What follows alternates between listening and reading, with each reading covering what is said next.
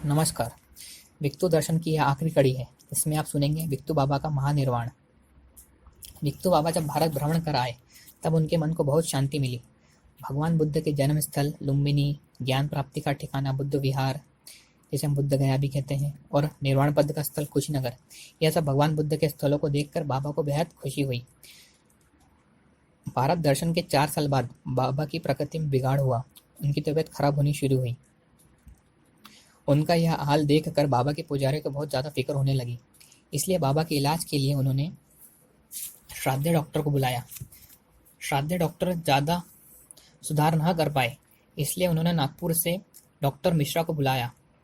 बाबा को उन्होंने तपास करके सलाइन लगा दी और बाबा का उपचार करने के लिए दांथाली की दवा खाने से टाकलघाट आना जाना कबूल किया।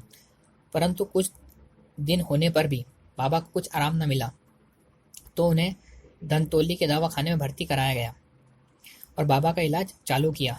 डॉक्टर मिश्रा ने कहा कि डिहाइड्रेशन की वजह से खून का प्रमाण घटने से उनकी किडनी पर असर हुआ है। उनका रक्तदाब बढ़ाने के लिए भी इंजेक्शन देना पड़ा।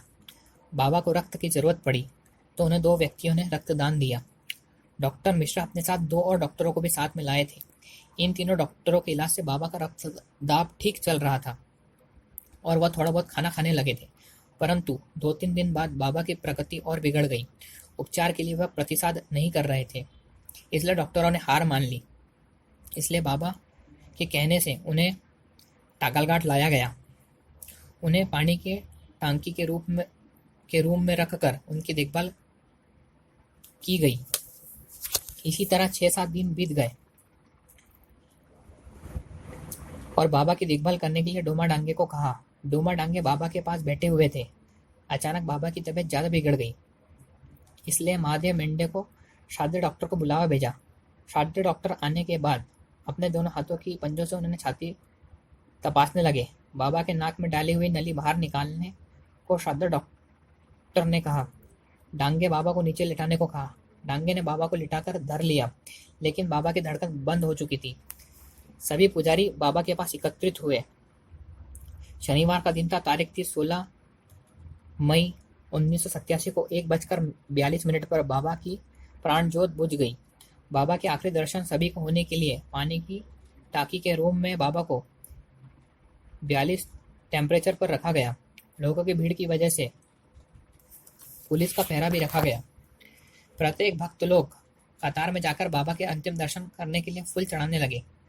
सोमवार दिनांक 18 मई 1987 को सवेरे 1 बजे बाबा जहां बैठते थे वहीं पर 5x5 का गड्ढा खोदकर बाबा के भाई श्री वनवास जी डांगरे, श्री संत अंबादास बाबा, श्री तेल तुनबड़े, रमेश चौधरी, डोमा डांगड़े और अन्य भक्त गणों की उपस्थिति में गड्ढे में नमक डालकर भक्तों ने हाथ से विधिवत अंतिम संस्कार कर समाधि दी गई।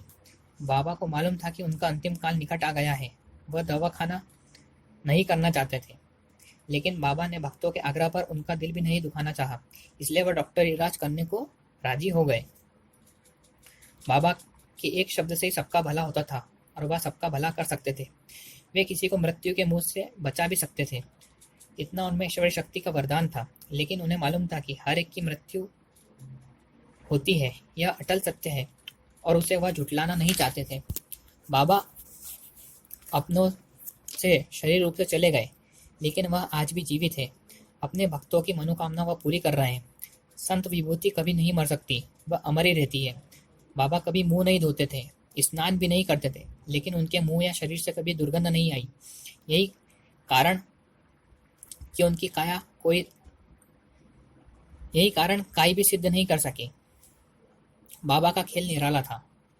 तो इसी के साथ विक्तु दर्शन की इस अध्याय की समाप्ति होती है। बोलिए बेड़े वाले बाबा की जय।